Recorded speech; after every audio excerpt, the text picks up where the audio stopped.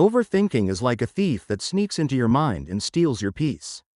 It whispers doubts, magnifies fears, and convinces you that the world is far more complex than it truly is. Picture this. You're lying in bed at night, replaying every awkward interaction, rethinking every decision, and preparing for disasters that may never come. This is the work of your inner villain, overthinking. When we overthink, we're not solving problems, we're creating them. The Stoics understood this well.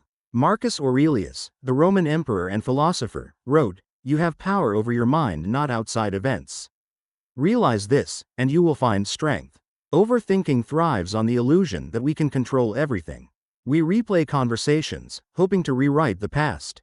We analyze situations endlessly, believing we can predict the future. But in reality, all we achieve is exhaustion and anxiety. Imagine standing at the edge of a forest, holding a map. Instead of walking forward, you stand there, staring at the map, turning it over, analyzing every detail. You fear stepping on the wrong path. Hours pass, days pass, and yet, you're still standing still. Overthinking paralyzes us, keeping us stuck in place when action is the only thing that leads to progress. Overthinking also disconnects us from the present.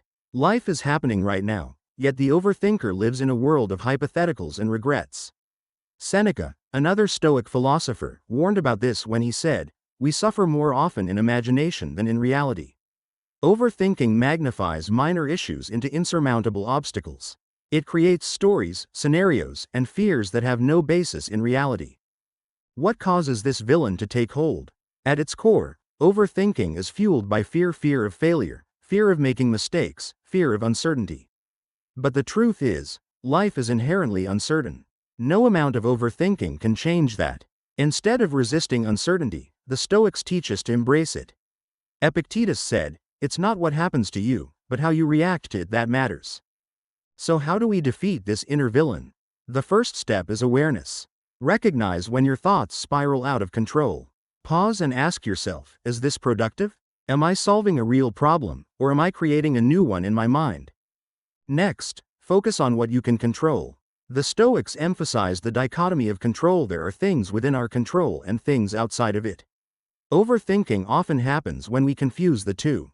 By shifting your energy to what you can influence, you reclaim your mental clarity. For example, instead of worrying endlessly about how someone might perceive you, focus on acting with integrity. Instead of replaying a mistake, ask yourself, what can I learn from this? What action can I take to improve? Another powerful tool is the practice of journaling. Writing down your thoughts can help you see patterns and separate facts from fears. It brings clarity and perspective. Marcus Aurelius' Meditations was essentially his journal, a place where he worked through his doubts and fears. Mindfulness is another antidote. Overthinking thrives when our minds wander into the past or future. By grounding yourself in the present moment, you weaken its grip. Simple practices like deep breathing or focusing on sensory details, what you see, hear, or feel, can anchor you in reality. Lastly, practice letting go. The Stoics remind us that worrying about outcomes is futile. Seneca put it bluntly, "He suffers more than necessary who suffers before it is necessary." Remind yourself that not everything requires your attention or analysis. Some things will unfold as they will, regardless of your thoughts. When you free yourself from overthinking, you gain more than just peace of mind. You reclaim time and energy to focus on what truly matters: your goals, relationships, and passions. You become present, capable of appreciating life as it unfolds, instead of fearing what might go wrong. Overthinking may seem like a harmless habit, but it's not. It's a villain that sabotages your happiness and progress. The Stoics teach us that the mind is our most powerful tool, but only if we learn to master it. When we let go of the need to control everything, when we focus on the present and take deliberate action, we silence the villain of overthinking. The next time your mind starts to spiral, remember this: you have a choice. You can feed your inner villain, or you can rise above it. The path to peace is not found in endless analysis, but in action, acceptance, and trust in the process of life. Overthinking isn't defeated in a single battle, it's a war fought over time, a series of choices made moment by moment. If the first step to overcoming this villain is mastering the present, the second is reshaping the way we think about ourselves, our actions, and the world around us. At its root, Overthinking often stems from perfectionism, the belief that we must always get everything right, that failure is unacceptable.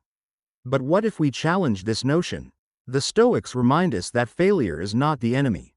Instead, it's a teacher, an essential part of growth. Epictetus said, "Difficulties show a person's character." So, when trouble comes, think of yourself as a wrestler whom God, like a trainer, has paired with a tough opponent. When we view failure as feedback rather than as a final verdict, overthinking loses its power. Consider how often we overanalyze because we're afraid of making the wrong decision. We get stuck in an endless loop of what-ifs. But as the Stoics teach, no decision is perfect, and often, inaction is far worse than making a flawed choice. In the act of choosing, we learn and grow. Another way overthinking disguises itself is through the desire for certainty. We want to predict every possible outcome, control every variable, and guarantee success. But life, by nature, is unpredictable. Marcus Aurelius urged us to accept this reality when he wrote, "You could leave life right now. Let that determine what you do and say and think." This isn't meant to scare us but to inspire us to live fully and intentionally in the face of uncertainty. To build on this, let's talk about the concept of enough. Overthinking thrives in a mindset of scarcity, the belief that we don't have enough time, knowledge, or skill to act. But what if we redefined what enough means? Right now, you are equipped with everything you need to take the next step. You don't need to solve your entire life in one day, you just need to focus on what's in front of you. Take the analogy of a traveler lost in the fog. They can't see their destination, but they can see a few feet ahead. By focusing on the immediate path, they eventually make progress, step by step. Overthinking blinds us with the fog of what-ifs, but clarity comes when we focus on the next action we can take. Let's also explore the role of self-compassion. Overthinking is often fueled by harsh self-criticism, the inner voice that says, "You should have known better, or you'll never succeed." This inner critic is relentless, but it's not invincible. Imagine if, instead of berating yourself, you spoke to yourself as a mentor would to a student. Encourage yourself. Acknowledge your efforts. Forgive your mistakes. Self-compassion doesn't make you weaker, it makes you stronger. Another practical tool for overcoming overthinking is setting boundaries with your thoughts. The Stoics believed in treating the mind like a garden, where only useful and virtuous thoughts are allowed to grow. When an unhelpful thought arises, you don't have to entertain it. Imagine it as a passing cloud, acknowledge it, but let it drift away. If overthinking is your villain, then simplicity is your weapon. Strip away the unnecessary layers of analysis. Break problems down into manageable parts. Ask yourself, what's the worst that could happen? Often, the worst-case scenario is far less catastrophic than we imagine. Once we confront it, the fear dissolves, and we can move forward. Finally, embrace the power of gratitude. Overthinking thrives on what's missing, what we lack, what went wrong, what might fail.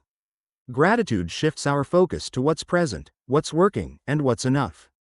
When we practice gratitude, we starve overthinking of its fuel. The journey to overcome overthinking isn't about silencing your thoughts entirely, it's about learning to guide them. Like a ship's captain navigating through a storm, you can't stop the wind, but you can adjust your sails. Overthinking will tempt you with doubt, fear, and the illusion of control.